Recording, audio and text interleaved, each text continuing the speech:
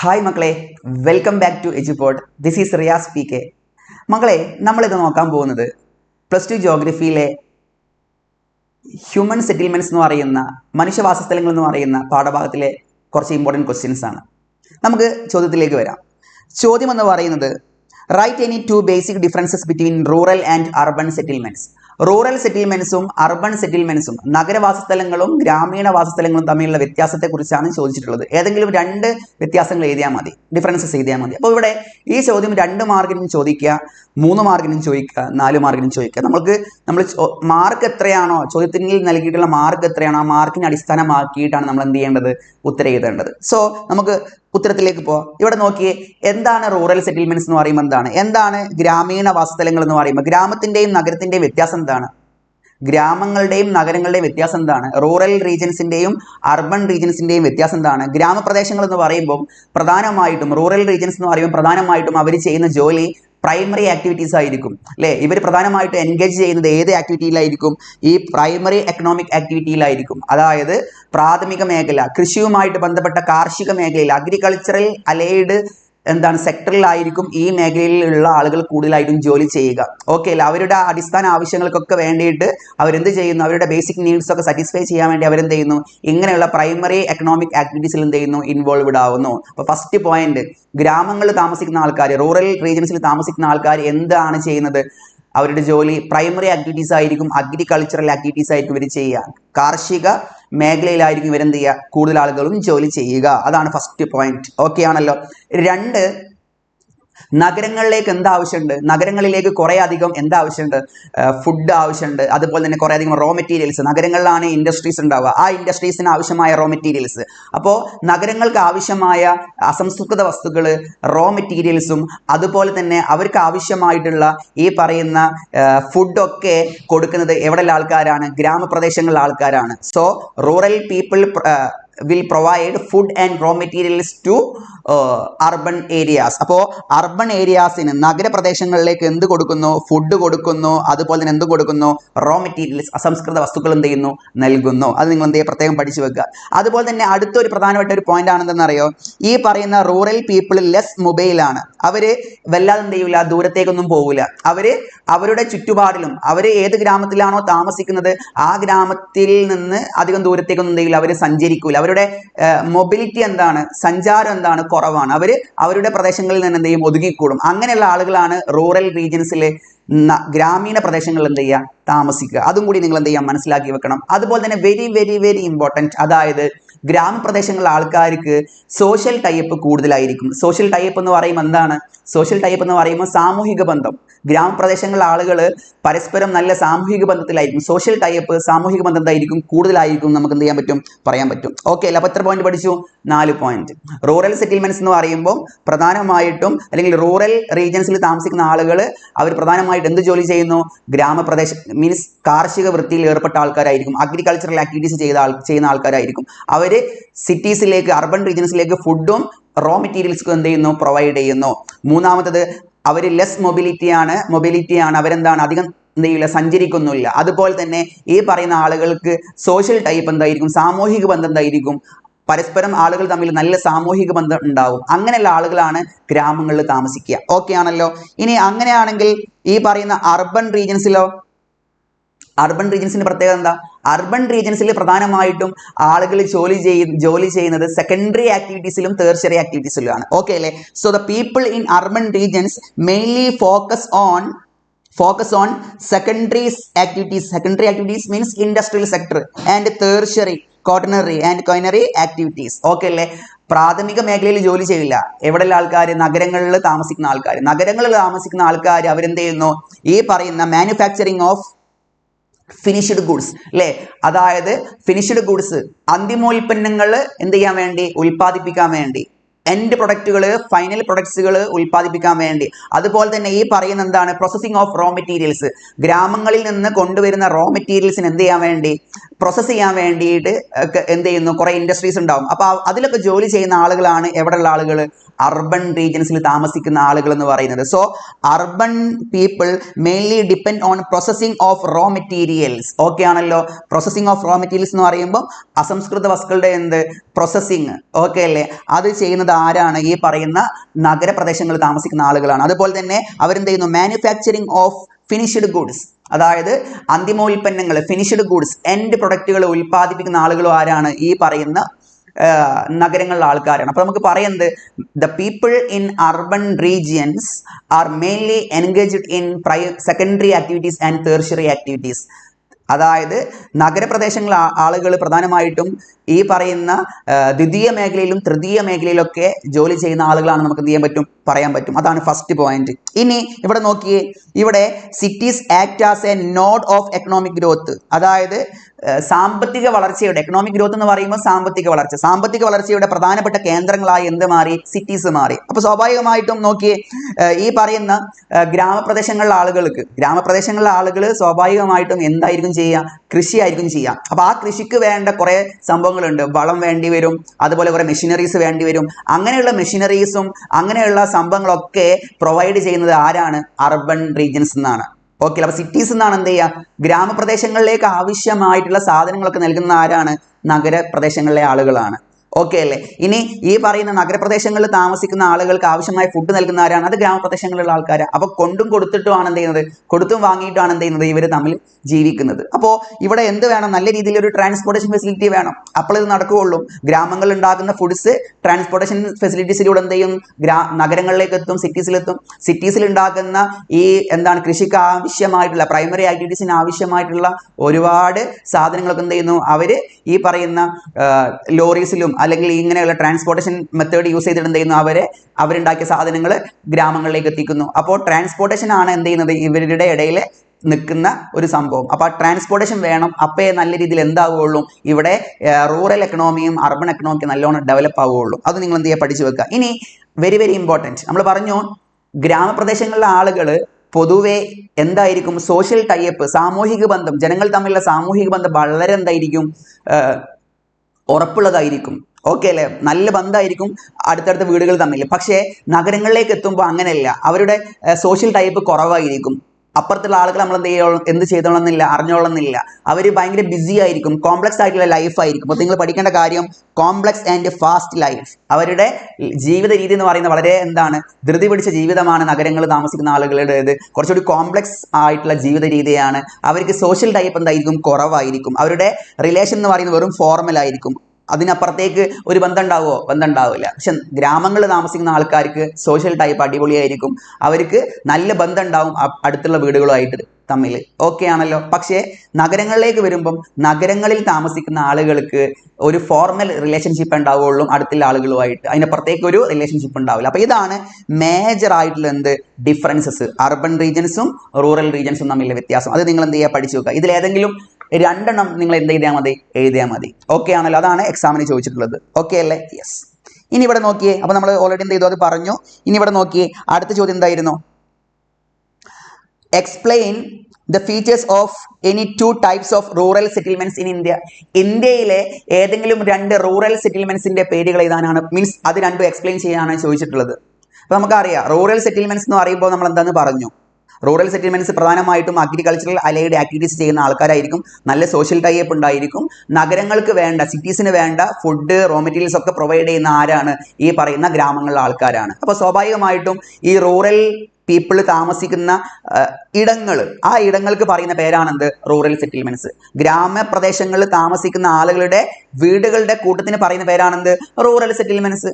ഈ rural settlements ഗ്രാമീണ വാസസ്ഥലങ്ങൾ കുറേ ഉണ്ട്. ഗ്രാമീണ വാസസ്ഥലങ്ങൾ കുറേ അധികം ഉണ്ട്. ഏതൊക്കെയാണ്?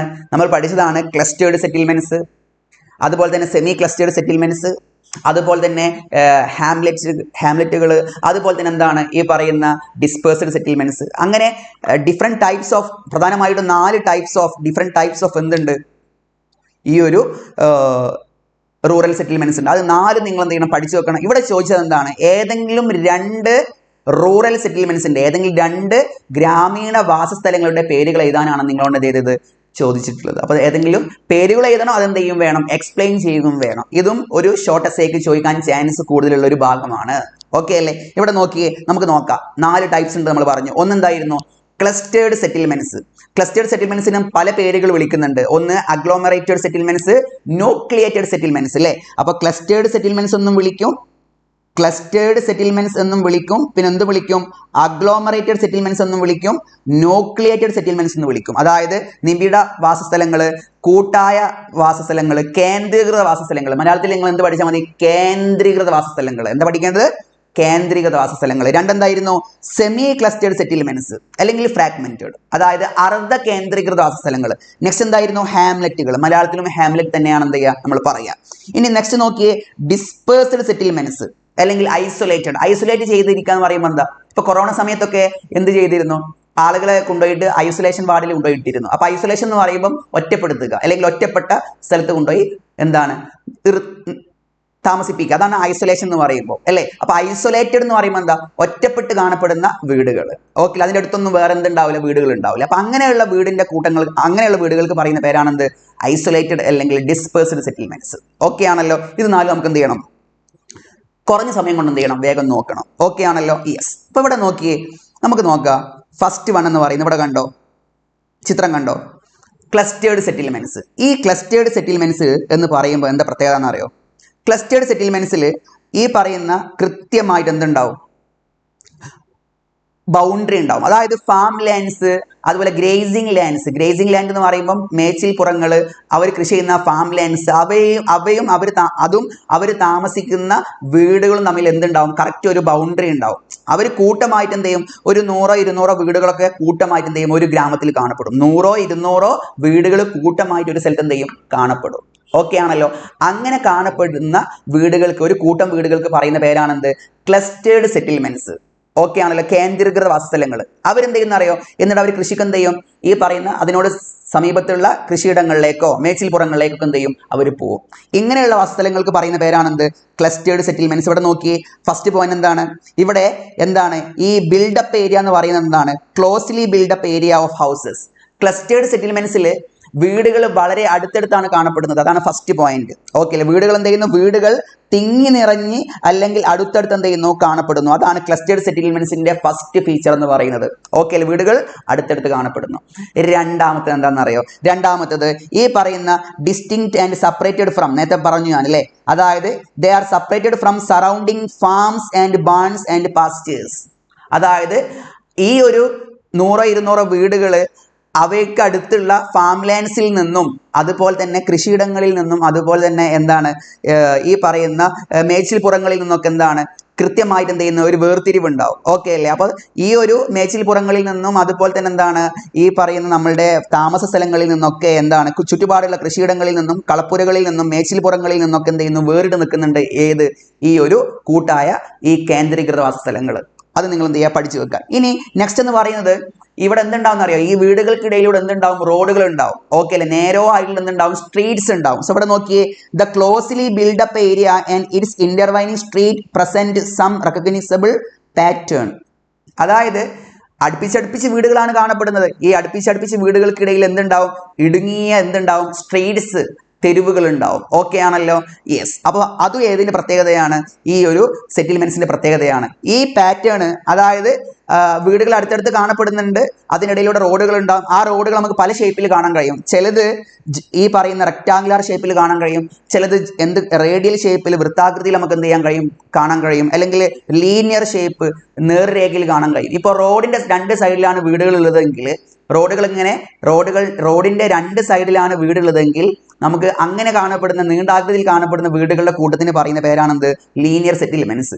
ഇനി റേഡിയൽ സെറ്റിൽമെന്റ്സ് എന്ന് പറയുമ്പോൾ ഒരു കുളത്തിന് ചുറ്റിലോ അല്ലെങ്കിൽ ഒരു അമ്പലത്തിനോ പള്ളിക്ക് ചുറ്റിലുമോ എന്ത് ചെയ്യും? ഫോം ചെയ്യും. അങ്ങനെ ഫോം ചെയ്യുന്നതാണ് എന്ത്?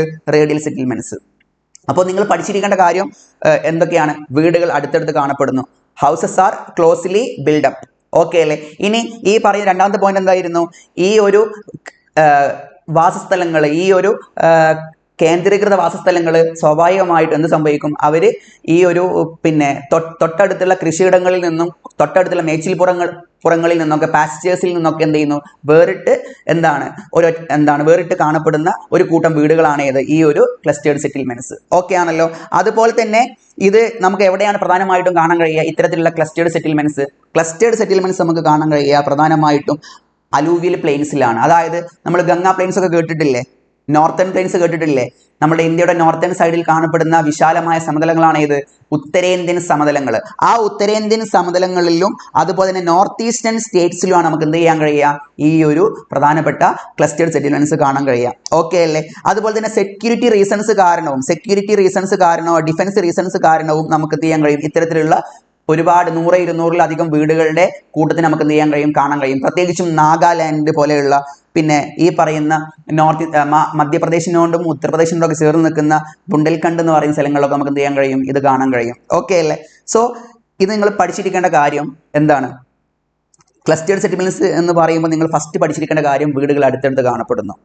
ഓക്കെ അല്ലേ? വീടുകൾ തൊട്ടടുത്തുള്ള കൃഷിയിടങ്ങളുമായിട്ട് എന്ത് ചെയ്യുന്നു? തൊട്ടടുത്ത കൃഷിയിടങ്ങളിൽ നിന്നും മേച്ചിൽപ്പുറങ്ങളിൽ നിന്നും വേറിട്ട് നിൽക്കുന്നു. അതുപോലെ തന്നെ ഈ പറയുന്ന വീടുകൾക്കിടയിലൂടെ എന്ത് കാണാൻ കഴിയും? നമുക്ക് റോഡുകളൊക്കെ പോകുന്നത്, സ്ട്രീറ്റ്സ്, തെരുവുകൾ അല്ലെങ്കിൽ ചെറിയ ചെറിയ സ്ട്രീറ്റ്സ് പോകുന്നത് നമുക്ക് കാണാൻ കഴിയും. ആ സ്ട്രീറ്റ്സ് പല രൂപത്തിലാണ് കാണപ്പെടുക. റെക്ടാങ്കുലർ പാറ്റേണിൽ കാണാൻ കഴിയും. അതുപോലെ തന്നെ ഈ പറയുന്ന നമ്മളുടെ റേഡിയൽ പാറ്റേണിൽ കാണാൻ കഴിയും. ലീനിയർ പാറ്റേണിൽ നമുക്ക് എന്ത് ചെയ്യാൻ കഴിയും? കാണാൻ കഴിയും. ഓക്കെ അല്ലേ? ക്ലിയർ. ഇനി ഇവിടെ നോക്കിയേ, രാജസ്ഥാനില് മരുഭൂമിയാണ്. ഈ മരുഭൂമിയിൽ വെള്ളം കാണപ്പെടുന്ന സ്ഥലമുണ്ട്. മരുഭൂമിയിൽ വെള്ളം പൊതുവെ ഉണ്ടാവില്ല, പക്ഷെ വെള്ളത്തിന്റെ പ്രസൻസ് ഉള്ള ചില സ്ഥലങ്ങളുണ്ട്. അവിടെ മാത്രമേ എന്തുണ്ടാവുള്ളൂ? പച്ചപ്പ് ഉണ്ടാവുള്ളൂ. അത്തരം പ്രദേശങ്ങൾക്ക് പറയുന്ന പേരെന്താ? ഒയാസിസ് എന്നാ പറയാം. അപ്പൊ ഇത്തരത്തിൽ മരുഭൂമിയിൽ വെള്ളം കാണപ്പെടുന്ന കുറച്ച് പച്ചപ്പൊക്കെ കാണപ്പെടുന്ന സ്ഥലങ്ങൾ നമ്മൾ എന്ത് വിളിക്കുന്നു? മരുപ്പച്ച എന്ന് വിളിക്കുന്നു, ഒയാസിസ്. അത്തരം പ്രദേശങ്ങളിലും ഒരുപാട് പേര്, ആൾക്കാർ അവിടെ വന്ന് വീട് വെച്ച് താമസിക്കുന്ന നമുക്ക് കാണാൻ കഴിയും. അങ്ങനെ നമുക്ക് എന്ത് ചെയ്യാൻ കഴിയും? ക്ലസ്റ്റേഡ് സെറ്റിൽമെന്റ്സ് രൂപപ്പെടാറുണ്ട്. അപ്പൊ മരുഭൂമികൾ, പ്രത്യേകിച്ചും രാജസ്ഥാൻ ഡെസേർട്ടിന്റെ ഭാഗങ്ങളിലും നമുക്ക് എന്ത് കാണാൻ കഴിയും? ക്ലസ്റ്റേഡ് സെറ്റിൽമെന്റ്സ് കാണാൻ കഴിയും. കാരണം മരുഭൂമിയിൽ പൊതുവെ വെള്ളമില്ലാത്ത സ്ഥലങ്ങളാണ്. പക്ഷെ വെള്ളം എവിടെയെങ്കിലും പ്രസൻസ് ഉണ്ടെങ്കിൽ അവിടെ എന്തായിരിക്കും? കുറച്ച് വെജിറ്റേഷൻസ് ഒക്കെ ഉണ്ടാവും, സസ്യജാലങ്ങൾ ഉണ്ടാവും. അപ്പൊ അതിന്റെ അടുത്ത് എന്ത് ചെയ്യും? ആളുകൾ വന്നിട്ട് താമസിക്കും. അപ്പൊ അവിടെ 100-200 വീടുകൾ എന്ത് ചെയ്യും? ഉണ്ടാവും. അങ്ങനെയുള്ള കൂട്ടമായിട്ട് വലിയ ഒരു ഗ്രാമത്തിന് പറയുന്ന പേരാണെന്ത്? ക്ലസ്റ്റേഡ് സെറ്റിൽമെന്റ്സ് എന്ന്. ഓക്കെ ആണല്ലോ? ഇവിടെ കണ്ടില്ലേ? ചിത്രം കണ്ടില്ലേ നിങ്ങൾ? ഇവിടെ എന്താണ്? ഒരുപാട് വീടുകൾ എന്ത് ചെയ്യുന്നു? വളരെ അടുത്തടുത്ത് കാണപ്പെടുന്നു. ഓക്കെ അല്ലേ? സോ ഇങ്ങനെയുള്ള വീടുകൾ 100-200 വീടുകൾ ഒന്നിച്ച് കാണപ്പെടുന്ന ഇടങ്ങളാണ് സാധാരണ എന്ത്? ക്ലസ്റ്റേഡ് സെറ്റിൽമെന്റ്സ്. അത് നിങ്ങൾ മനസ്സിലാക്കി വെക്കുക. ഓക്കെ ആണല്ലോ? നെക്സ്റ്റ് നോക്കിയേ, സെമി ക്ലസ്റ്റേഡ് സെറ്റിൽമെന്റ്സ്. സെമി ക്ലസ്റ്റേഡ് സെറ്റിൽമെന്റ്സ് എന്ന് പറയുമ്പോൾ ഇതെന്തല്ല? പൂർണ്ണമായിട്ട് ക്ലസ്റ്റേർഡും അല്ല, അല്ലെങ്കിൽ പറ്റ ഡിസ്പേഴ്സ്ഡും അല്ല. ഡിസ്പേഴ്സ്ഡ് സെറ്റിൽമെന്റ്സ് എന്ന് പറയുമ്പോൾ വിട്ട് കാണപ്പെടുന്ന വീടുകൾ. ക്ലസ്റ്റേർഡ് എന്ന് പറയുമ്പോൾ അടുത്തടുത്ത് കാണപ്പെടുന്നത്. ഇതിന് രണ്ടിൻ്റെ ഇടയിലുള്ളതാണ്. ഇത് എന്തുകൊണ്ട് അങ്ങനെ ഉണ്ടാവാൻ കാരണം എന്നറിയോ? ഇത് ഉണ്ടാവാൻ കാരണം ഇവിടെ നോക്കിയേ. ഇത് ഉണ്ടാവാൻ കാരണം ഇത് പ്രധാനപ്പെട്ട ഒരു വില്ലേജ്. അതായത് ക്ലസ്റ്റേർഡ് സെറ്റിൽമെന്റ്സിന്റെ അത്ര വലിപ്പമല്ല. ക്ലസ്റ്റേർഡ് സെറ്റിൽമെന്റ്സിന്റെ എത്ര വലിപ്പമല്ല? അത്രത്തോളം വലിപ്പമല്ല. പക്ഷേ കുറച്ച് വീടുകളൊക്കെ അടുത്തടുത്ത് കാണപ്പെടുന്നുണ്ട്. ഈ മെയിൻ ഹൗസുകളുടെ ഈ ഒരു കൂട്ടത്തിൽ നിന്ന് പല കാരണങ്ങൾ കൊണ്ട് എന്ത് ചെയ്യുന്നു? ഈ കുറച്ച് വീടുകൾ എന്ത് ചെയ്യുന്നു? പുറത്ത് വേറെ സ്ഥലത്തേക്ക് പോയി മാറി താമസിക്കുന്നു. കണ്ടോ? ഈ സ്ഥലത്തേക്ക് വന്നിട്ട് മാറി താമസിക്കുന്നു. അങ്ങനെ മെയിൻ ഒരു വില്ലേജസ് കാണപ്പെടുന്ന മെയിൻ ഹൗസുകൾ, കുറെ വില്ലേജിൽ ഗ്രാമങ്ങളിൽ കുറെ വീടുകൾ കാണപ്പെടുന്ന സ്ഥലത്തിൽ നിന്ന് അകലെ അതിന്റെ മാർജിൻസിൽ പുറത്തേക്ക് വേറെ എവിടെയെങ്കിലും മാറിയിട്ട് 1, 2, 3, 4, 5 വീടുകളൊക്കെ ഉണ്ടാവും. അങ്ങനെയുള്ള കുറച്ച് വീടുകളുടെ കൂട്ടം. ഓക്കെ അല്ലേ? അങ്ങനെയുള്ള കൂട്ടങ്ങൾക്ക് പറയുന്ന പേരാണെന്ത്? Semi ക്ലസ്റ്റേഡ് settlements. എന്തുകൊണ്ടാണ് ഇവർ പ്രധാനപ്പെട്ട ഈ ഒരു ഗ്രാമത്തിൽ നിന്ന് ഇവർ അകന്നു പോകാൻ കാരണം എന്താ? പല കാരണങ്ങളുണ്ട്. പ്രധാനമായിട്ടും അവർ ഫോഴ്സ്ഫുള്ളി ചിലപ്പോൾ എന്ത് ചെയ്യുന്നതായിരിക്കും? ആ ഗ്രാമത്തിൽ താമസിക്കുന്ന ആളുകൾ നിർബന്ധപൂർവ്വം എന്ത് ചെയ്യുന്നതായിരിക്കും? അവരെ ആട്ടിപ്പായിപ്പിക്കുന്നതായിരിക്കും. പല കാരണങ്ങൾ കൊണ്ട്. അല്ലെങ്കിൽ ഇവർ സ്വമേധയാ എന്ത് ചെയ്യുന്നതായിരിക്കും? പോകുന്നതായിരിക്കും. അപ്പൊ ഫോഴ്സ്ഫുള്ളിയും പോവാറുണ്ട്. അതുപോലെ തന്നെ ഇവർ സ്വമേധയാ എന്ത് ചെയ്യാറുണ്ട്? അവരുടെ ഈ ഒരു പ്രധാനപ്പെട്ട ആ ഒരു ഗ്രാമത്തിൽ നിന്ന് എന്ത് ചെയ്യും? അവർ മാറിയിട്ട് പോകും. അങ്ങനെ മാറിയിട്ട് പോകുന്ന ഇത്തരത്തിലുള്ള ക്ലസ്റ്റേഴ്സിനെയാണ് നമ്മൾ എന്ത് വിളിക്കുന്നത്? സെമി ക്ലസ്റ്റേഡ് സെറ്റിൽമെന്റ്സ് അല്ലെങ്കിൽ ഫ്രാഗ്മെന്റഡ് സെറ്റിൽമെന്റ്സ് എന്ന് വിളിക്കുന്നത്. ഇവിടെ നോക്കിയേ, result from the tendency of clustering in A restricted area of dispersed settlement. അതായത് ഡിസ്പേഴ്സ്ഡ് സെറ്റിൽമെന്റ് എന്ന് പറയുമ്പോൾ എന്താണ്? വിട്ട് കാണപ്പെടുന്ന വീടുകൾ. അപ്പൊ വിട്ട് കാണപ്പെടുന്ന വീടുകൾക്ക് ചേർന്ന് വേറെ കുറച്ച് വീടുകൾ എന്ത് ചെയ്യാം? വരിക. അങ്ങനെ എന്ത് ചെയ്യാറുണ്ട്? ഈ ഒരു സെമി ക്ലസ്റ്റേർഡ് സെറ്റിൽമെന്റ്സ് ഫോം ചെയ്യാറുണ്ട്. ഇനി മറ്റൊരു രീതി എന്താണ്? The segregation or fragmentation of large compact village. അതായത് വലിയൊരു വില്ലേജ്, കോമ്പാക്ട് എന്ന് പറയുമ്പം അടുത്തടുത്ത് കാണപ്പെടുന്ന കുറേ വീടുകളുള്ള വില്ലേജ്. ആ ഒരു കോമ്പാക്റ്റ് ആയിട്ട് അടുത്തടുത്ത് കാണപ്പെടുന്ന വില്ലേജുകളിൽ നിന്ന് എന്ത് ചെയ്യുന്നു? കുറച്ച് ആളുകൾ അവരുടെ വീട് എന്ത് ചെയ്യുന്നു? ആ വില്ലേജിൽ നിന്ന് കുറച്ച് അകലെയുള്ള പുറത്തുള്ള സ്ഥലത്തേക്ക് എന്ത് ചെയ്യുന്നു? മാറി വേറെ സ്ഥലത്തേക്ക് വീട് വെക്കുന്നു, പുറത്തേക്ക് എവിടെയെങ്കിലും വീട് വെക്കുന്നു. അങ്ങനെ പുറത്തേക്ക് എവിടെയെങ്കിലും വീട് വെക്കുന്നുണ്ടെങ്കിൽ അങ്ങനെ കുറച്ച് വീടുകൾ എന്ത് ചെയ്യും, ഈ മെയിൻ ഗ്രാമത്തിൽ നിന്ന് മാറിയിട്ട് എന്ത് ചെയ്യും, ഫോം ചെയ്യും. അങ്ങനെ മെയിൻ ഗ്രാമത്തിൽ നിന്ന് മാറിയിട്ട് ഫോം ചെയ്തിട്ടും എന്തുണ്ടാവാറുണ്ട്, ഈ ഒരു സെമി ക്ലസ്റ്റേർഡ് സെറ്റിൽമെന്റ്സ് എന്ത് ചെയ്യാറുണ്ട്, ഫോം ചെയ്യാറുണ്ട്. ഓക്കെ ആണല്ലോ. ഇതിന് പ്രധാനമായിട്ടും കാരണം എന്താണ്, ഈ പറയുന്ന എന്താണ്, പുറത്തേക്ക് പ്രധാനപ്പെട്ട ഈ ഒരു മെയിൻ സ്ഥലത്ത് ഇവിടെ കണ്ടില്ലേ, ഈ ഒരു മെയിൻ ഗ്രാമത്തിൽ താമസിക്കുന്നത് ആ ഒരു ഗ്രാമത്തിലെ ഏറ്റവും എന്താണ് ടോപ്പ് ലെവലിൽ എന്താണ് ജീവിക്കുന്ന ആളുകളായിരിക്കും. കുറച്ചുകൂടി എന്താണ് റിച്ച് ആയിട്ടുള്ള, കുറച്ചുകൂടി സോഷ്യൽ സ്റ്റാറ്റസിലെ ആളുകളായിരിക്കും ഈ ഗ്രാമത്തിന്റെ പ്രധാനപ്പെട്ട ഭാഗത്ത് എന്ത് ചെയ്യുക, താമസിക്കുക. പക്ഷേ ഈ പുറത്തേക്ക് പോയിട്ട്, ഈ ഗ്രാമത്തിൽ നിന്ന് അവർ പുറത്തേക്ക് പോയിട്ട് താമസിക്കുന്ന ആളുകൾ പൊതുവെ എന്തായിരിക്കും, കുറച്ചുകൂടി എന്തായിരിക്കും, മാർജിനലൈസ്ഡ് ചെയ്തിട്ടുള്ള ആൾക്കാരായിരിക്കും. അതായത് സമൂഹത്തിൽ താഴെക്കിടയിൽ നിൽക്കുന്ന ആളുകളായിരിക്കും. ചിലപ്പോൾ സോഷ്യലിയോ എക്കണോമിക്കലിയോ ഒക്കെ താഴെക്കിടയിൽ നിൽക്കുന്ന ആളുകളായിരിക്കും. നല്ല ആളുകൾ മീൻസ് എന്താണ്, സാമ്പത്തികപരമായിട്ടും സാമൂഹികപരമായിട്ടും പിന്നാക്കം നിൽക്കുന്ന ആളുകളായിരിക്കും ഇങ്ങനെ പ്രധാനപ്പെട്ട ആ ഗ്രാമത്തിൽ നിന്ന് പുറത്തേക്ക് പോയിട്ട് താമസിക്കുന്നവർ. അപ്പോൾ അത് നിങ്ങൾ എന്ത് ചെയ്യുക, മനസ്സിലാക്കി വെക്കുക. ഓക്കെ അല്ലേ. ഇത് നമുക്ക് എവിടെ കാണാൻ കഴിയും, ഗുജറാത്തിലും അതുപോലെ രാജസ്ഥാനിലും നമുക്ക് എന്ത് ചെയ്യാൻ കഴിയും, കാണാൻ കഴിയും. അപ്പോൾ ഇവിടെ നോക്കിയേ എന്തൊക്കെയാണ് സെമി ക്ലസ്റ്റേർഡ് സെറ്റിൽമെന്റ്സ് നമുക്ക് പഠിക്കേണ്ടത്. Formed as A clustering in A restricted area of dispersed settlements. നമ്മൾ പറഞ്ഞു ഡിസ്പേഴ്സ്ഡ് സെറ്റിൽമെന്റ്സിൽ നിന്ന്, ഡിസ്പേഴ്സ്ഡ് സെറ്റിൽമെന്റ്സ് എന്ന് പറയുമ്പോൾ അകന്ന് നിൽക്കുന്ന വീടുകൾ, അവിടെ എന്ത് ചെയ്യുന്നു, വേറെ വീടുകൾ വന്ന് ചെറിയ ചെറിയ കൂട്ടങ്ങളായി മാറും. അങ്ങനെ എന്തുണ്ടാവാറുണ്ട്, സെമി ക്ലസ്റ്റേർഡ് സെറ്റിൽമെന്റ്സ് ഉണ്ടാവാറുണ്ട്. മറ്റൊരു രീതി എന്ന് പറയുന്നത് എങ്ങനെയാണ്, പ്രധാനപ്പെട്ട എന്താണ് ഒരു ഗ്രാമത്തിൽ നിന്ന്, കോമ്പാക്റ്റ് ആയിട്ടുള്ള വില്ലേജിൽ നിന്ന് കുറച്ച് വീടുകൾ എന്ത് ചെയ്യുന്നു, ആ മെയിൻ ഗ്രാമത്തിൽ നിന്ന് പുറത്തേക്ക് എവിടെയെങ്കിലും പോയിട്ട് കൂട്ടമായിട്ട് വീട് മാറി താമസിക്കുന്നു. അങ്ങനെ എന്ത് ഫോം ചെയ്യാറുണ്ട്, സെമി ക്ലസ്റ്റേർഡ് സെറ്റിൽമെന്റ്സ് എന്ത് ചെയ്യാറുണ്ട്, ഫോം ചെയ്യാറുണ്ട്. ഓക്കെ അല്ലേ. പല കാരണങ്ങൾ കൊണ്ടാണ്, അതായത് ഫോഴ്സ്ഫുള്ളിയോ അല്ലേ, അതായത് അവർ പ്രധാനപ്പെട്ട ആ ഒരു കോമ്പാക്റ്റ് ആയിട്ടുള്ള വില്ലേജിൽ നിന്ന് പുറത്തേക്ക് പോയി താമസിക്കാൻ ചിലപ്പോൾ അവർ നിർബന്ധിതരായതായിരിക്കും. ഫോഴ്സ്ഫുള്ളി മറ്റുള്ളവർ അവരെ നിർബന്ധിപ്പിച്ചതായിരിക്കും, നിങ്ങൾ ഇവിടെ നിൽക്കണം, നിങ്ങൾ ബൈക്കോളി എന്ന് പറഞ്ഞിട്ടായിരിക്കും എന്ത് ചെയ്തിട്ടുണ്ടായിരുന്നത്, ഇവർ പോയിട്ടുണ്ടായിരുന്നത്. ചിലപ്പോൾ എന്തായിരിക്കും, പല എന്താണ് വേറെ എന്താണ് സൊസൈറ്റി അല്ലെങ്കിൽ എന്താണ് അവിടെ അവരുടെ എന്താണ് സെയിം ജോലി ചെയ്യുന്ന ആളുകളായിരിക്കും, അല്ലെങ്കിൽ എന്തായിരിക്കും വേറെ എന്തെങ്കിലും വേറെ കാരണങ്ങൾ കൊണ്ടൊക്കെ എന്ത് ചെയ്യും, ഇവർ മാറി താമസിക്കും. അപ്പോൾ നിങ്ങൾ പഠിച്ചു വെക്കേണ്ടത് സെമി ക്ലസ്റ്റേർഡ് സെറ്റിൽമെന്റ്സ് എന്ന് പറയുന്നത് വീടുകൾ അടുത്തിട്ടുമല്ല എന്തുമല്ല വിട്ടിട്ടുമല്ല, അതിൻ്റെ ഇടയുള്ളതാണ് ഏത്, ഈ സെമി ക്ലസ്റ്റേർഡ് സെറ്റിൽമെന്റ്സ്. ഒരു പ്രധാനപ്പെട്ട കോമ്പാക്റ്റ് വില്ലേജ്, കുറേ വീടുകൾ അടുത്തടുത്ത് കാണപ്പെടുന്ന ഗ്രാമത്തിൽ നിന്ന് പല കാരണങ്ങൾ കൊണ്ട് മാറി താമസിക്കുന്ന വീടുകൾ, പല കാര്യങ്ങൾ കൊണ്ട് മാറി എന്ത് ചെയ്യും, അവർ വീട് മാറി വേറെ സ്ഥലത്തേക്ക് കൊണ്ടുപോയിട്ട് എന്ത് ചെയ്യും, ഗ്രാമങ്ങളുടെ പുറത്ത് പോയിട്ട് വീട് വെക്കും. അങ്ങനെ വീട് വെച്ചിട്ട് ഉണ്ടാവുന്ന ഒരു കൂട്ടം വീടുകൾക്ക് പറയുന്ന പേരാണെന്ത്, സെമി ക്ലസ്റ്റേർഡ് സെറ്റിൽമെന്റ്സ്. ഓക്കെ ആണല്ലോ. ഇനി ഇവിടെ ഇത് കണ്ടില്ലേ, ഇവിടെ ചിത്രം കണ്ടില്ലേ നിങ്ങൾ, ഇത് കണ്ടില്ലേ, ഇതാണ് പ്രധാനപ്പെട്ട എന്ത്, ആ ഒരു കോമ്പാക്റ്റ് വില്ലേജ്. ഈ കോമ്പാക്റ്റ് വില്ലേജിൽ നിന്ന് ഇവിടെയാണ് എന്ത് ചെയ്യുക, ഹൈ ക്ലാസ്, ഈ ഒരു വില്ലേജിലെ ഹൈ ക്ലാസ് പീപ്പിൾസ് ഇവിടെയാണ് താമസിക്കുക. ഇനി ഈ പറയുന്ന എന്താണ്, ഈ ഒരു മെയിൻ വില്ലേജിൽ നിന്ന് പുറത്തേക്ക് മാറിയിട്ട് ഇവിടെ കണ്ടോ, 2 വീട് ഇവിടെ ഉണ്ട്, ഇവിടെ ഒരു 2 വീടുണ്ട്, ഇപ്പുറത്തൊരു 2 വീടുണ്ട്. ഇവരൊക്കെ പ്രധാനപ്പെട്ട ആ വില്ലേജിൽ നിന്ന് മാറി പുറത്ത് താമസിക്കുന്ന വീട് മീൻസ് ആളുകളാണ്. അപ്പോൾ അവർ വീട് വെച്ചത് പ്രധാനപ്പെട്ട ആ വില്ലേജിന്റെ പുറത്താണ്.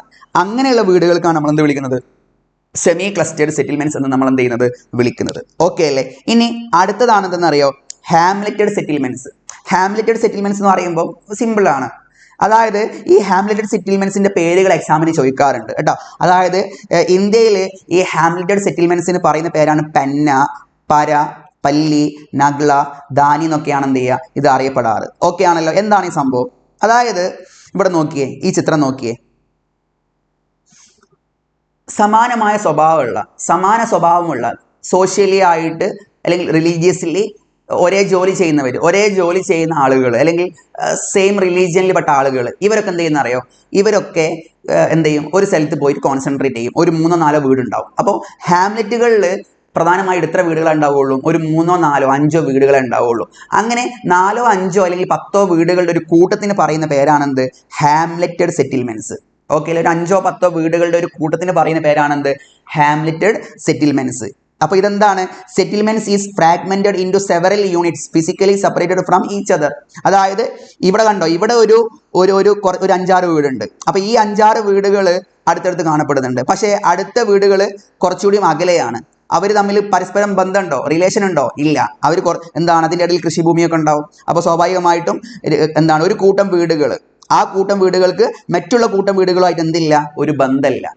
അങ്ങനെയുള്ള ഒരു എന്താണ് സെറ്റിൽമെന്റ്സിന് വിളിക്കുന്ന പേരാണെന്ത് ഹാംലെറ്റഡ് സെറ്റിൽമെന്റ്സ്. ഓക്കെ അല്ലേ? ഇത് എന്തുകൊണ്ട് അങ്ങനെ ഉണ്ടാവാൻ കാരണം സോഷ്യൽ ഫാക്ടേഴ്സ് കാരണമാണ്, സാമൂഹിക കാരണങ്ങൾ കൊണ്ടാണ്. ഇപ്പോൾ ഉദാഹരണത്തിന് ഇവര് ജോലി ചെയ്യുന്നത്, ഇവർ ചെയ്യുന്ന ജോലി സമാന സ്വഭാവമുള്ള ജോലിയാണെങ്കിൽ ഇവരെന്ത് ചെയ്യും, ആ സ്ഥലത്ത് എല്ലാവരും ആ സ്ഥലത്ത് പോയിട്ട് താമസിക്കും. അങ്ങനെ ചിലപ്പോൾ എന്ത് ചെയ്യും, ഈ ഹാംലെറ്റ്സ് ഫോം ചെയ്യും. അല്ലെങ്കിൽ എത്നിക് ഫാക്ടേഴ്സ് കാരണം, വംശപരമായിട്ടുള്ള കാരണങ്ങൾ കൊണ്ട് സെയിം എന്താണ് റിലീജിയനോ അല്ലെങ്കിൽ സെയിം എന്താണ് ഗോത്രവർഗത്തിൽപ്പെട്ട ആളുകളോ ഒക്കെ എന്ത് ചെയ്യും, ഇങ്ങനെ വീടുകൾ 4, 5, 10 വീടുകൾ എന്ത് ചെയ്യാറുണ്ട്, ഇങ്ങനെ കൂട്ടമായിട്ട് നമുക്ക് അവർ നിർമ്മിക്കാറുണ്ട്. അങ്ങനത്തെ കൂട്ടങ്ങൾക്ക് പറയുന്ന പേരാണെന്ത് ഹാംലെറ്റഡ് സെറ്റിൽമെന്റ്സ്. ഓക്കെ അല്ലേ? ഇതിന്റെ പേരുകൾ പഠിച്ചു വെക്കുക. പന്ന, പാര, പല്ലി, നഗ്ല, ധാനിയൊക്കെ ഇതിന്റെ എന്താണ് വിവിധ പേരുകളായിട്ട് നമുക്ക് എന്ത് ചെയ്യാൻ പറ്റും, പറയാൻ പറ്റും. ഇവിടെ നോക്കിയേ, ഒരു വലിയ ഗ്രാമത്തിന്റെ ഈ വിഭജനം പലപ്പോഴും സാമൂഹിക വംശീയമായ ഘടകങ്ങളാൽ പ്രചോദിതമാണ്. അപ്പോൾ ഈ വലിയ ഗ്രാമം എന്ത് ചെയ്യുന്നു, ഈ വലിയ ഗ്രാമത്തിന്റെ വിഭജനം, അതായത് വലിയൊരു ഗ്രാമം എന്ത് ചെയ്തു, വിഭജിച്ച് അവർ പുറത്ത് പോയിട്ട് ഓരോ കൂട്ടങ്ങളായിട്ട് എന്ത് ചെയ്യുന്നു, വീട് വെക്കുന്നു, 5 10 വീടുകൾ.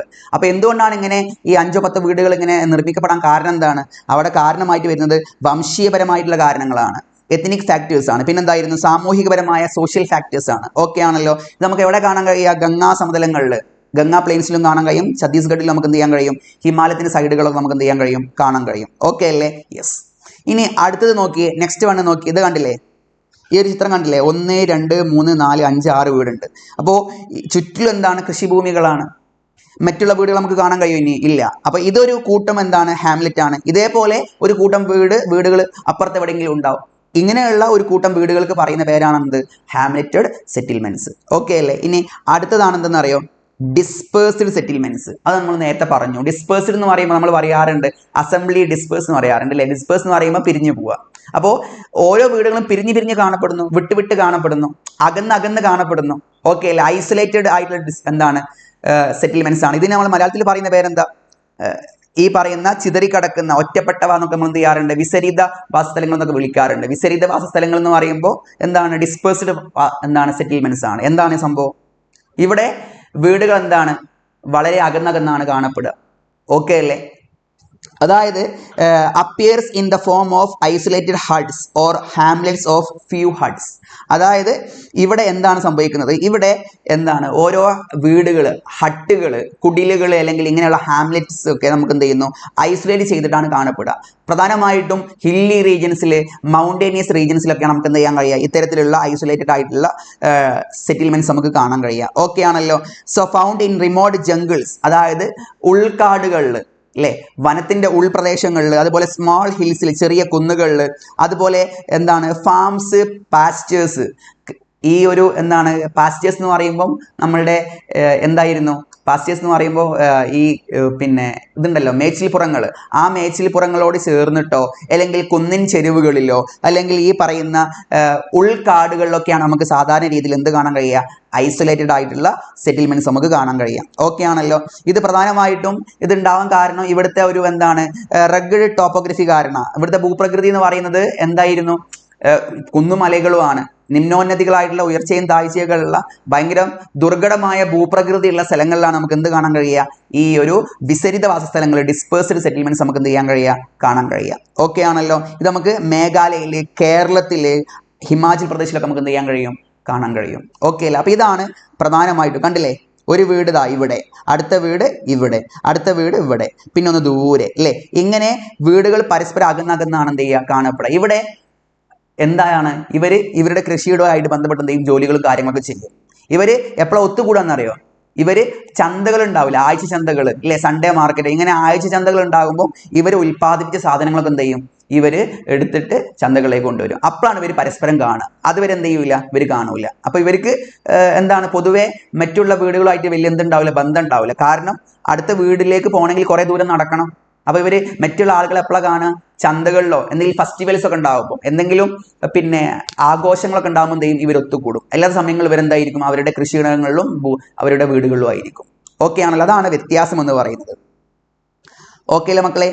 ഓക്കെ. ഇപ്പോൾ ഇവിടെ ഈ ചിത്രം നോക്കിയേ, ഈ ചിത്രം നോക്കി നിങ്ങൾ, നമ്മൾ നേരത്തെ ഇവിടെ എടുത്ത ചിത്രം കണ്ടോ, ഫസ്റ്റ് നമ്മൾ എടുത്തിരുന്ന ചിത്രം കണ്ടില്ലേ, ഇത് നോക്കിയേ, ഇത് കണ്ടോ, ക്ലസ്റ്റേർഡ് ഒരു കൂട്ടം വീടുകൾ എന്ത് ചെയ്യുന്നു, അടുത്തടുത്ത് കാണപ്പെടുന്നു. ഓക്കെ അല്ലേ? 100-200 വീടുകൾ ഉണ്ടാവും. അതിൻ്റെ ഇടയിൽ കൂടെ എന്തുണ്ടാവും? ഇങ്ങനെ റോഡുകൾ ഉണ്ടാവും, സ്ട്രീറ്റ്സ് ഉണ്ടാവും. ഓക്കെ, ആ സ്ട്രീറ്റ്സ് ചിലത് റെക്ടാങ്കുലർ മെത്തേഡ് എന്താണ് ഒരു രൂപത്തിലായിരിക്കും, ചിലപ്പോൾ എന്തായിരിക്കും റേഡിയലായിരിക്കും, ചിലപ്പോൾ എന്തായിരിക്കും അതൊരു ലീനിയർ ഒക്കെ ആയിരിക്കും. ഓക്കെ അല്ലേ? ഇതാണ് ക്ലസ്റ്റേർഡ് സെറ്റിൽമെന്റ്സ് എന്ന് പറയുന്നത്. ഇനി ഇവിടെ നോക്കിയേ, സെമി ക്ലസ്റ്റേർഡ് എന്ന് പറയുമ്പോൾ എന്താ? ഇവിടെ കണ്ടില്ലേ, നടുവിലാണ് ഒരു പ്രധാനപ്പെട്ട എന്തുള്ളത്, കുറച്ച് വീടുകളുള്ളത്. ആ പ്രധാനപ്പെട്ട ഗ്രാമത്തിൽ നിന്ന് കുറച്ച് വീടുകൾ എന്ത് ചെയ്യുന്നു, ആ ഗ്രാമത്തിന്റെ പുറത്തുള്ള വേറെ സ്ഥലങ്ങളിൽ പോയിട്ട് എന്ത് ചെയ്യുന്നു, വീടുകൾ വെക്കുന്നു. ഓക്കെ അല്ലേ? അങ്ങനെ ഫോം ചെയ്യുന്നതാണ് എന്ത്, ഈ പറയുന്ന സെമി ക്ലസ്റ്റേർഡ് സെറ്റിൽമെന്റ്സ്. എന്തുകൊണ്ടായിരിക്കും ഇവർ ഈ നടുവിലെ ഈ ഗ്രാമത്തിൽ നിന്ന് അവർ പുറത്തേക്ക് പോകാൻ കാരണം എന്താ?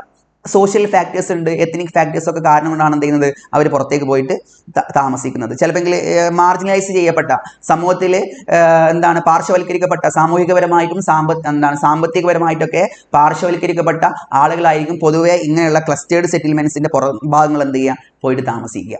ഓക്കെ അല്ലേ? അത് നിങ്ങൾ എന്ത് ചെയ്യുക, മനസ്സിലാക്കുക. ഇനി ഇവിടെ നോക്കിയേ, ഹാംലെറ്റുകൾ എന്ന് പറയുമ്പോൾ എന്താ, ഒരു കൂട്ടം വീടുകൾ അല്ലേ? അതായത് ചെറിയ 4, 5, 10 വീടുകളുടെ കൂട്ടത്തിന് പറയുന്ന പേരാണെന്ത്, ഹാംലെറ്റ് സെറ്റിൽമെന്റ്സ്. കണ്ടില്ലേ, ഇവിടെ ഒരു കൂട്ടം, ഇവിടെ ഒരു കൂട്ടം, ഇവിടെ ഒരു കൂട്ടം. ഇവിടെ താമസിക്കുന്ന ആളുകൾക്കൊക്കെ എന്തായിരിക്കും, സെയിം ജോബ് ഉള്ളവരായിരിക്കും, അല്ലെങ്കിൽ സെയിം എന്തായിരിക്കും, റിലീജിയസ് ആയിട്ടുള്ള കാര്യങ്ങൾ പ്രാക്ടീസ് ചെയ്യുന്ന ആളുകളായിരിക്കും. ഈ കാര്യങ്ങൾ കൊണ്ടൊക്കെയാണ് ഇവരെന്ത് ചെയ്യുന്നത്, ഇങ്ങനെ കൂട്ടമായിട്ട് 5, 6 വീടുകൾ എന്ത് ചെയ്യുന്നത്, ഒരുമിച്ച് നിന്ന് താമസിച്ച് ജീവിക്കുന്നത്. ഓക്കെ ആണല്ലോ? യെസ്. ഇനി ഇവിടെ നോക്കിയേ, ഡിസ്പേഴ്സ്ഡ് സെറ്റിൽമെന്റ്സ് കണ്ടില്ലേ, ഓരോ വീടും തമ്മിൽ എന്തുണ്ട്, അകലുണ്ട് അല്ലേ? ഇപ്പൊ ഇവിടെ ഒരു വീടുണ്ട്, ഇവർക്ക് ഈ വീട്ടുകാർക്ക് അവരുടെ കൃഷിയിടം ഈ വീടിനോട് ചേർന്ന സ്ഥലമായിരിക്കും, അടുത്ത വീട് കുറേ ദൂരെയാണ്. ഓക്കെ അല്ലേ? അങ്ങനെയുള്ള സെറ്റിൽമെന്റ്സിന് പറയുന്ന പേരാണെന്ത്, ഡിസ്പേഴ്സ്ഡ് സെറ്റിൽമെന്റ്സ്. ക്ലിയർ അല്ല മക്കളെ? ഇനി ഇവിടെ നോക്കിയേ, അടുത്ത ഒരു പ്രധാനപ്പെട്ട ഒരു ഭാഗമാണ് എന്തെന്ന് അറിയാം, വെരി ഇമ്പോർട്ടൻ്റ് ആയിട്ടുള്ള വേറൊരു ഭാഗമാണ്, എക്സാമിന് ഏറ്റവും കൂടുതൽ ചോദിക്കാൻ ചാൻസ് ഉള്ള ഒരു ചോദ്യമാണെന്ന് അറിയാം, നമ്മുടെ ക്രോപ്പിംഗ് സീസൺസ്, കാർഷിക കാലങ്ങൾ. ഓക്കെ അല്ലേ? അതായത് ഇന്ത്യയിലെ കാർഷിക കാലങ്ങൾ, ഇന്ത്യയിലെ ക്രോപ്പിംഗ് സീസൺസ് പ്രധാനമായിട്ടും 3 ഉണ്ട്. ഏതൊക്കെയായിരുന്നു? അപ്പോൾ ചോദ്യം എന്തായിരുന്നു, describe any 2 cropping seasons in India. ഇന്ത്യയിലെ 2 ക്രോപ്പിംഗ് മീൻസ് ഏതെങ്കിലും 3 ക്രോപ്പിംഗ് സീസൺസ് ഉണ്ട്, അതിൽ ഏതെങ്കിലും 2 ക്രോപ്പിംഗ് സീസൺസിനെ കുറിച്ച് ഡിസ്ക്രൈബ് ചെയ്യാനാണ് ചോദിച്ചിട്ടുള്ളത്. ഓക്കെ അല്ലേ? സോ ഇവിടെ നോക്കിയേ, പ്രധാനമായിട്ടും ഇന്ത്യയിലെ കാർഷിക കാലങ്ങൾ, ഇന്ത്യയിലെ ഈ ക്രോപ്പിംഗ് സീസൺസ് അത് എവിടെയുള്ളവർക്ക് ബാധകമാകുന്നതെന്ന് അറിയാം? നോർത്ത് ഇന്ത്യക്കാർക്ക്. നമ്മളെ കേരളത്തിലുള്ള ആൾക്കാർക്ക് ഈ ക്രോപ്പിംഗ് സീസൺ ബാധകമല്ല. കാരണം എന്താണ്, കേരളം എന്ന് പറയുന്ന ട്രോപ്പിക്കൽ റീജിയനിൽ പെട്ട സ്ഥലമാണ്. എപ്പോഴും എന്തുണ്ടാവാറുണ്ട്, മണ്ണിൽ മോയ്സ്ചർ കണ്ടന്റ് ഉണ്ടാവാറുണ്ട്. അപ്പോൾ നമുക്ക് ഈ ഇന്ത്യയിലുള്ള ഈ ക്രോപ്പിംഗ് സീസൺ, ഖാരിഫ്, റാബി, സെയ്ദ് പോലെയുള്ള ക്രോപ്പിംഗ് സീസൺസ് എവിടെ ബാധകമല്ല, നമ്മളുടെ കേരളം പോലെയുള്ള സദേൺ സ്റ്റേറ്റുകളിൽ ബാധകമല്ല. കാരണം ഇവിടെ അത്യാവശ്യം മഴ കിട്ടുന്ന സ്ഥലമായതുകൊണ്ട് മോയ്സ്ചർ കണ്ടന്റ് കൂടുതലാണ്. ഇത് കൂടുതലും എവിടെയുള്ള ആളുകൾക്കാണ് ബാധകമായിട്ടുള്ളത്, നോർത്ത് ഇന്ത്യക്കാർക്ക്. അപ്പോൾ ക്രോപ്പിംഗ് സീസൺസ് പ്രധാനമായിട്ട് എത്ര ഉണ്ട് മക്കളെ? 3 ഉണ്ട്. 1 ഖാരിഫാണ്, 2 റാബിയാണ്, 3 എന്താണ്, സെയ്ദാണ്. ഓക്കെ അല്ലേ? അപ്പോൾ നമുക്ക് ഈ 3 കാര്യങ്ങൾ, ഈ 3 ക്രോപ്പിംഗ് സീസൺസ്, 3 കാർഷിക കാലങ്ങളെ കുറിച്ച് എന്ത് ചെയ്യണം, നമുക്ക് ജസ്റ്റ് ഒന്ന് നോക്കണം. അതായത് നിങ്ങൾ പഠിക്കേണ്ട കാര്യം എന്താണെന്നറിയോ, ഖാരിഫ് ക്രോപ്പ് എന്ന് പറയുന്നത് എപ്പോൾ ഉണ്ടാവുന്നതെന്ന് അറിയോ? ഖാരിഫ് ക്രോപ്പ് എന്ന് പറയുന്നത് എപ്പോൾ ഉണ്ടാവുന്നതെന്ന് അറിയോ? ഖാരിഫ് ക്രോപ്പ് എന്ന് പറയുന്നത് മൺസൂൺ സമയത്ത് എപ്പോൾ ഉണ്ടാവുന്നതെന്ന് അറിയോ? ഖാരിഫ് ക്രോപ്പ് എന്ന് പറയുന്നത് മൺസൂൺ സമയത്ത് എന്ത് ചെയ്യുന്നതാണ്, കൃഷി ചെയ്യുന്നതാണ്. ഓക്കെ അല്ലേ? മൺസൂൺ എന്ന് പറയുമ്പോൾ എന്താ, മഴക്കാലം അല്ലേ? മഴക്കാലത്ത് കൃഷി ചെയ്യുന്നതാണ് ഇത്, ഈ പറയുന്ന ഖാരിഫ് ക്രോപ്സ് അല്ലേ? അപ്പൊ ആ ക്രോപ്സിന് പറയുന്ന പേരാണെന്ത്, ആ ഒരു സമയത്തിന് പറയുന്ന പേരാണെന്ത്, ഖാരിഫ് സീസൺ. ഇനി റാബി സീസൺ എന്ന് പറയുമ്പോൾ എപ്പോഴാണെന്നറിയോ? വിന്റർ സമയത്ത്. എപ്പോഴാണ്? വിന്റർ എന്ന് പറയുമ്പോൾ തണുപ്പ് കാലം. അപ്പോൾ തണുപ്പ് കാലത്ത് കൃഷി ചെയ്യുന്ന ക്രോപ്സ് ഒക്കെ എന്തിൽ വരുന്നു? റാബി സീസണിൽ വരുന്നു. അതുപോലെ സെയ്ദ് എന്ന് പറയുമ്പോൾ ഈ 3 ഏറ്റവും കുറച്ച് കാലം, ഏറ്റവും കുറവുള്ള സീസണാണ് ഇത്, സെയ്ദ് സീസൺ. അതായത് സമ്മർ ടൈമിൽ, വേനൽക്കാലത്ത് കൃഷി ചെയ്യുന്ന ക്രോപ്സ് ഒക്കെ ഏത് സീസണിലാണ് വരിക? സെയ്ദ് ക്രോപ്സിൽ വരും, സെയ്ദ് സീസണിൽ വരും. ഓക്കെ അല്ലേ? നിങ്ങൾ പഠിച്ചിരിക്കേണ്ട പ്രധാനപ്പെട്ട കാര്യം, ഇന്ത്യയിൽ 3 കാർഷിക കാലങ്ങളുണ്ട്. ഈ 3 കാർഷിക കാലങ്ങളിൽ 1 ഖാരിഫാണ്, 2 റാബിയാണ്, 3 സെയ്ദാണ്. ഖാരിഫ് എന്ന് പറയുന്നത് മൺസൂൺ മഴയുമായിട്ട് ബന്ധപ്പെട്ടുള്ള ഒരു സീസണാണ്. 2 വിന്റർ ആണ്. വിന്റർ എന്ന് പറയുമ്പോൾ എന്താണ്, ഈ പറയുന്ന രണ്ടെന്ന് പറയുന്നത് റാബിയാണ്. റാബി എന്ന് പറയുമ്പോൾ ഏത് സമയത്ത് കൃഷി ചെയ്യുന്ന വിളകളാണ്? ഈ പറയുന്ന വിന്റർ സമയത്ത് കൃഷി ചെയ്യുന്ന വിളകളാണ്. അതുപോലെ തന്നെ 3ാമത്തെ സീസണാണ് ഏത്? സെയ്ദ് സീസൺ. സെയ്ദ് സീസൺ എന്ന് പറയുമ്പോൾ വേനൽക്കാലങ്ങളിൽ കൃഷി ചെയ്യുന്ന എല്ലാ ക്രോപ്സും എന്തിൽ വരുന്നതാണ്? സെയ്ദ് സീസണിൽ കൃഷി ചെയ്യുന്ന ക്രോപ്സിൽ വരുന്നതായിട്ട് നമുക്ക് എന്ത് ചെയ്യാൻ പറ്റും? പറയാൻ പറ്റും. ഓക്കെ അല്ലേ? അപ്പോൾ നമുക്ക് ഇവിടെ എക്സാം പോയിന്റ് ഓഫ് വ്യൂവിൽ നിങ്ങൾക്ക് എക്സാമ്പിൾ എന്ത് ചെയ്യും? ചോദിക്കും. ഇത് ഡയറക്റ്റ് ഇങ്ങനെയും ചോദിക്കും, പിന്നെ എന്തും ചോദിക്കും, ഇതിന്റെ എക്സാമ്പിൾസും ചോദിക്കും. എക്സാമ്പിൾസ് നമുക്ക് ഒരു കോഡ് രൂപത്തിൽ എന്ത് ചെയ്യുക? പഠിച്ചു വെക്കുക. ഇവിടെ നോക്കിയേ, ഖാരിഫ് സീസൺ. ഖാരിഫ് സീസൺ എന്ന് പറയുമ്പോൾ largely associated with south west monsoon അല്ലേ? നമുക്ക് ജൂൺ മാസത്തിൽ മഴ തുടങ്ങും കേരളത്തിൽ അല്ലേ? ഈ ജൂലൈയിലാണ് എന്ത് ചെയ്യുക? നോർത്ത് ഇന്ത്യയിൽ മഴ എത്തുക. അപ്പോൾ ഈ ഒരു സൗത്ത് വെസ്റ്റ് മൺസൂൺ സീസണുമായിട്ട് ബന്ധപ്പെട്ട് ബന്ധപ്പെട്ടുള്ള ഒരു സീസണാണ് ഇത് ഖാരിഫ് സീസൺ എന്ന് പറയുന്നത്. ഓക്കെ അല്ലേ? അത് എപ്പോഴാണ് ഉണ്ടാവുക? അതൊരു ജൂൺ ജൂലൈയിൽ, എന്നിട്ട് ഏത് വരെ? സെപ്റ്റംബർ വരെ. അപ്പോൾ ഒരു ജൂൺ ജൂലൈ ഓഗസ്റ്റ് സെപ്റ്റംബർ വരെ കൃഷി ചെയ്യുന്ന എല്ലാ ക്രോപ്സും ഏത് സീസണിൽ കൃഷി ചെയ്യുന്നതാണ്? ഖാരിഫ് സീസണിൽ കൃഷി ചെയ്യുന്ന ക്രോപ്സ് ആയിട്ട് നമുക്ക് എന്ത് ചെയ്യാൻ പറ്റും? പറയാൻ പറ്റും. അപ്പോൾ എന്തൊക്കെയാണ് ഈ സമയത്ത് കൃഷി ചെയ്യുന്ന പ്രധാനപ്പെട്ട ഖാരിഫ് സീസണിൽ പ്രധാനമായിട്ടും കൃഷി ചെയ്യുന്ന ക്രോപ്സ് എന്തൊക്കെയാണ്? ഒന്ന് റൈസ്, നെല്ല്, കോട്ടൺ, പരുത്തി, പിന്നെന്തായിരുന്നു? ജൂട്ട്, ജോവർ, പിന്നെന്തായിരുന്നു? ബജ്ര, പിന്നെന്തായിരുന്നു? ഇതൊക്കെയാണ് പ്രധാനമായിട്ടും ഖാരിഫ് സീസണിൽ കൃഷി ചെയ്യുന്ന ക്രോപ്സ് എന്ന് പറയുന്നത്.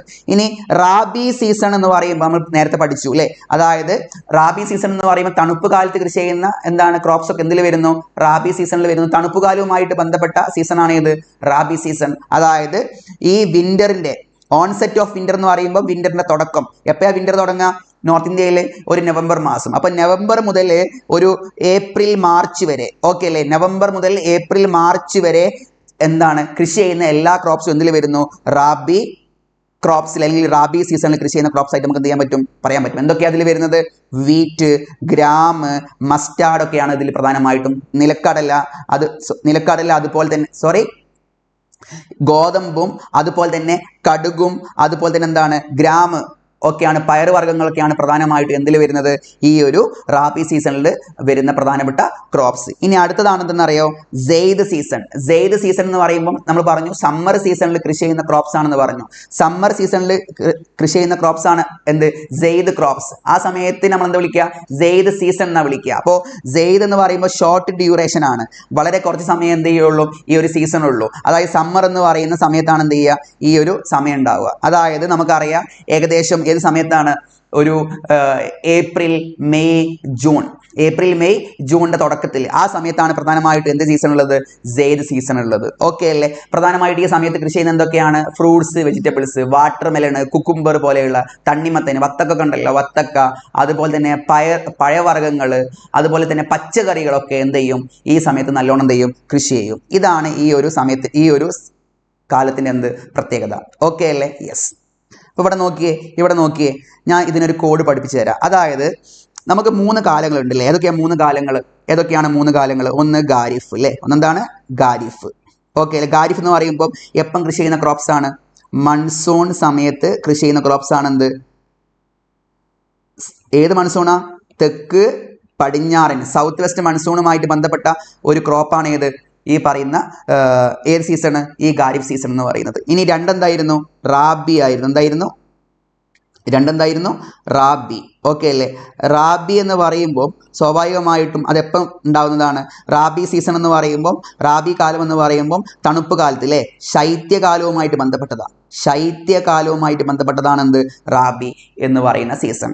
അതുപോലെ തന്നെ ഈ ഒരു അവസാനത്തതാണ് എന്തെന്നറിയോ? സെയ്ദ്. എന്താണ്? സെയ്ദ്. ഓക്കെ അല്ലേ? സെയ്ദ് എന്ന് പറയുമ്പോൾ എപ്പം കൃഷി ചെയ്യുന്നതാണ്? സെയ്ദ് എന്ന് പറയുമ്പോൾ എപ്പം കൃഷി ചെയ്യുന്നതാണ്? അവസാന സമയങ്ങൾ, അതായത് വേനൽക്കാലത്ത് അല്ലേ? വേനൽക്കാലത്ത് കൃഷി ചെയ്യുന്ന എല്ലാ ക്രോപ്സും എന്തിൽ വരുന്നു? സെയ്ദ് വിളകളിൽ വരുന്നു. അപ്പോൾ നമുക്ക് ഇതിൻ്റെ എക്സാമ്പിൾ എന്ത് ചെയ്യണം? നോക്കണം. നമുക്ക് ജസ്റ്റ് ഒന്ന് നോക്കണം. എക്സാമ്പിൾ എന്ന് പറയുമ്പോൾ ഇവിടെ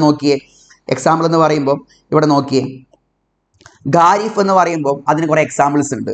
ഈ ഖാരിഫ് സമയത്ത് കൃഷി ചെയ്യുന്ന കുറേ ക്രോപ്സ് ഉണ്ട്. അതിന് നിങ്ങൾ എന്ത് പഠിച്ചാൽ മതി എന്നറിയോ? നമുക്ക് ചോളം ഉണ്ടല്ലോ, ചോളം. നമുക്ക് പനിയൊക്കെ വരുമ്പോൾ നമ്മൾ എന്താ ചെയ്യുക?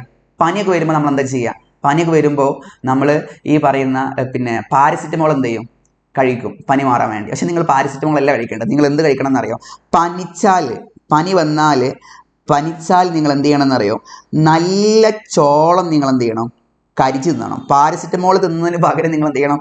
നല്ല ചോളം എന്ത് ചെയ്യണം? കരിച്ച് എന്ത് ചെയ്യണം? തിന്നണം. ഓക്കെ അല്ലേ? അതിനർത്ഥം ഇവിടെ നോക്കിയേ, അപ്പോൾ പനി വരുമ്പോൾ നിങ്ങൾ എന്ത് ചെയ്യണം? നല്ല ചോളം കരിച്ച് തിന്നണം. ഓക്കെ അല്ലേ? പാരസിറ്റമോളല്ലേ നിങ്ങൾ എന്ത് ചെയ്യേണ്ടത്?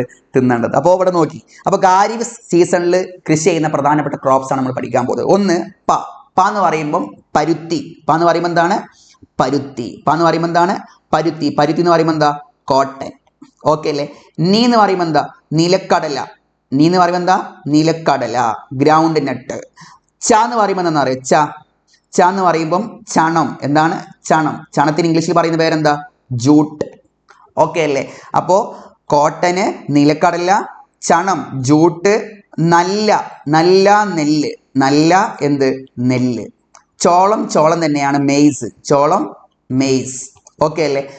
കരിച്ച് എന്നുള്ളത് എന്താക്കണം എന്ന് അറിയാം നിങ്ങൾ? കരിമ്പ്. കരിമ്പ് എന്ന് പറയുമ്പോൾ എന്താ? Sugar cane. ഓക്കെ അല്ലേ? അപ്പൊ കരിച്ച് എന്നുള്ളത് കരിമ്പ്. തിന്നണം എന്നുള്ളത് തിനവിളകളാണ്. ഓക്കെ അല്ലേ? മില്ലറ്റ്സ് ഒക്കെ വരും ഇതിൽ. ഓക്കെ അല്ലേ? യെസ്.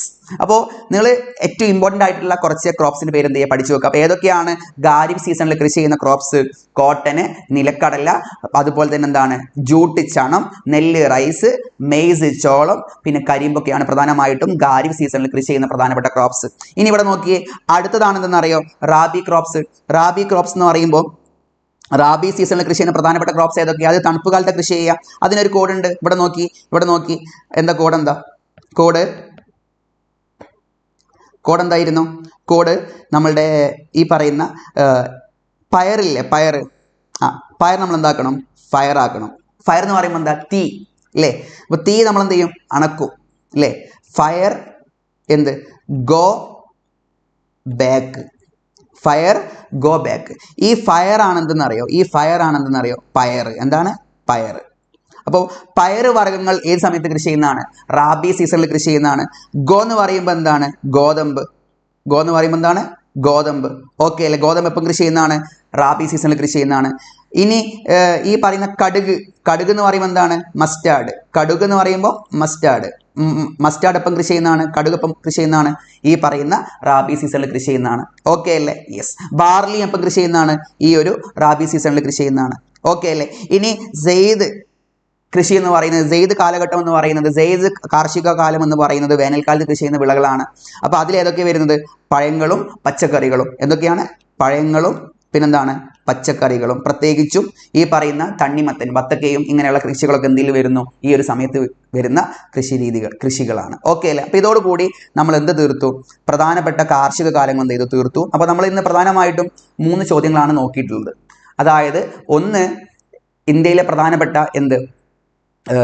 ഈ പറയുന്ന ഗ്രാമീണ വാസസ്ഥലങ്ങൾ നമ്മൾ എന്താണെന്ന് നോക്കി. അതുപോലെ തന്നെ നഗരങ്ങളും ഗ്രാമങ്ങളും തമ്മിൽ വ്യത്യാസത്തെക്കുറിച്ച് നമ്മൾ എന്ത് ചെയ്തു? ചർച്ച ചെയ്തു. അതുപോലെ തന്നെ ഇന്ത്യയിലെ പ്രധാനപ്പെട്ട കാർഷിക കാലങ്ങളെ കുറിച്ച് എന്ത് ചെയ്തു? നമ്മൾ ചർച്ച ചെയ്തു. ഖാരിഫ്, റാബി, സെയ്ദ് എന്നിങ്ങനെ 3 കാർഷിക കാലങ്ങളെ കുറിച്ച് എന്ത് ചെയ്തു? നമ്മൾ ചർച്ച ചെയ്തു. സോ ഇത്രയും കാര്യം നിങ്ങൾക്ക് മനസ്സിലായെന്ന് വിചാരിക്കുന്നു. നമുക്ക് ഇനി മറ്റൊരു ടോപ്പിക്കുമായിട്ട് വീണ്ടും കാണാം. Bye, see U.